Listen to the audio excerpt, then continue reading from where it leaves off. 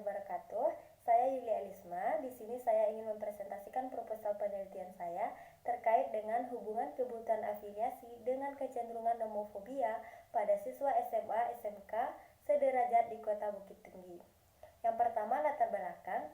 Nah, seperti yang kita ketahui, smartphone sekarang merupakan suatu perangkat yang menjadi pilihan bagi pengguna untuk mengakses informasi secara cepat dan tepat.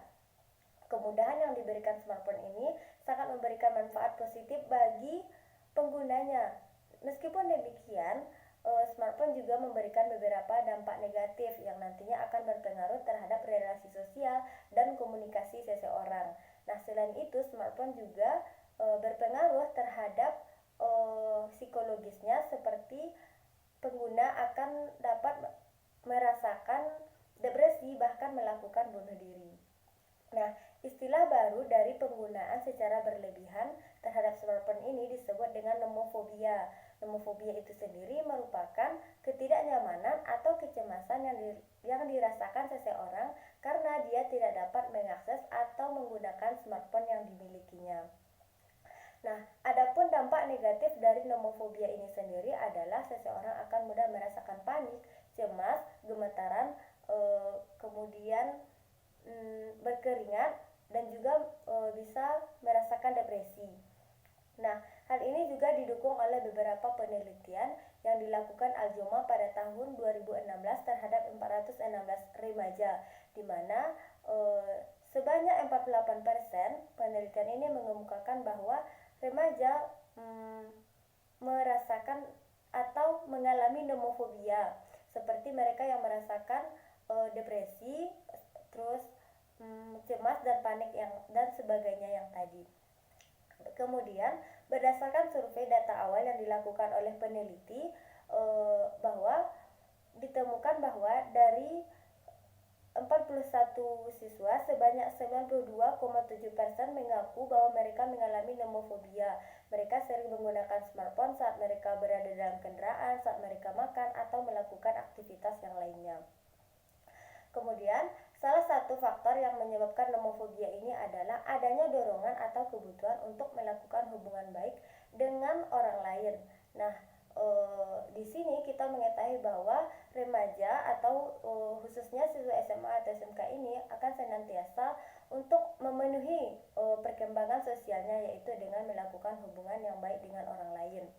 Nah, beberapa hasil penelitian seperti penelitian yang telah dilakukan menyebutkan bahwa remaja khususnya mereka akan lebih adaptif dalam menggunakan smartphone ini. Nah, dari paparan ini maka saya tertarik untuk melakukan penelitian terkait dengan hubungan kebutuhan afiliasi dengan kecenderungan nomofobia pada siswa SMA SMK sederajat di Kota Bukit Tinggi. Nah, yang B adalah identifikasi masalahnya. Yang pertama, masih banyaknya siswa SMA sederajat di Bukit Tinggi yang bermain smartphone saat jam pelajaran atau jam kosong. Yang kedua, masih banyak siswa sederajat di Kota Bukit Tinggi yang bermain smartphone dibanding dengan belajar atau mengerjakan tugas. Yang ketiga, masih banyaknya siswa SMA atau SMK sederajat di Bukit Tinggi yang menggunakan smartphone dalam menjalin komunikasi dan hubungan baik tanpa tatap muka. Yang C adalah batasan masalahnya. Nah, di sini ada dua batasan masalah. Yang pertama, penelitian ini berfokus pada pengujian hubungan kebutuhan afiliasi dengan kecenderungan nomofobia pada siswa SMA SMK di Kota Bukit Tinggi. Yang B, subjek dalam penelitian ini berfokus pada siswa SMA atau SMK sederajat di Kota Bukit Tinggi. Nah, yang D, rumusan masalahnya. Yang pertama itu adalah bagaimana tingkat kecenderungan nomofobia pada siswa SMA SMK sederajat di Kota Bukit Tinggi.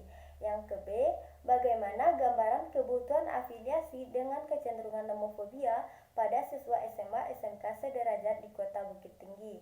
Yang C, apakah terdapat hubungan antara kebutuhan afiliasi dengan kecenderungan nomofobia pada siswa SMA SMK sederajat di Kota Bukit Tinggi. Baiklah, selanjutnya itu adalah tujuan dari penelitian ini. Adapun tujuannya yang pertama untuk mendeskripsikan tingkat tingkat kecenderungan nomofobia pada siswa SMA SMK sederajat di Kota Bukit Tinggi. Yang kedua adalah mendeskripsikan gambaran kebutuhan afiliasi dengan kecenderungan nomofobia pada siswa SMA SMK sederajat di Kota Bukit Tinggi.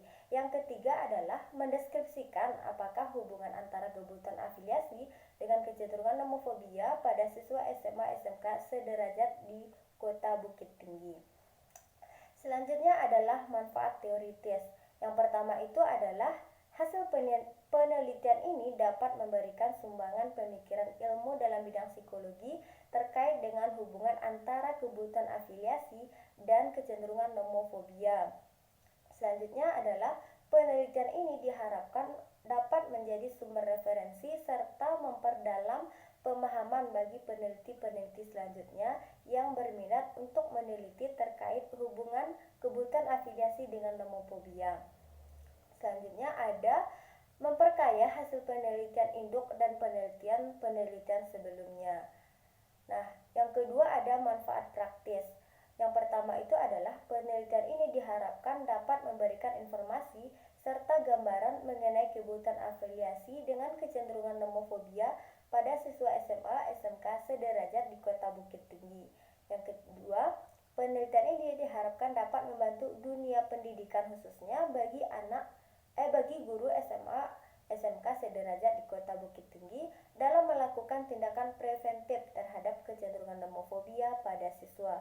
Yang ketiga yaitu penelitian ini diharapkan dapat menjadi bahan acuan bagi orang tua dalam mengontrol serta mengawasi anak dalam penanganan smartphone agar tidak terjerumus pada kecenderungan nomofobia. Nah, yang selanjutnya kita masuk kepada tinjauan pustaka. Nah, ini terdiri dari beberapa definisi, faktor-faktor ataupun aspek terkait dengan kebutuhan afiliasi dan nomofobia. Yang pertama itu adalah kebutuhan afiliasi. Pertama, pengertiannya itu sendiri. Menurut McClellan, kebutuhan afiliasi adalah kebutuhan atau kehangatan serta dukungan dan support dalam membangun hubungan yang baik dengan orang lain. Kebutuhan ini mengarahkan perilaku dan tingkah laku individu untuk membuat keakraban dengan orang lain. Kebutuhan afiliasi adalah kecenderungan untuk membentuk relasi persahabatan dan saling berinteraksi untuk tetap melakukan hubungan yang baik dengan orang lain. Selanjutnya, aspek-aspek kebutuhan afiliasi.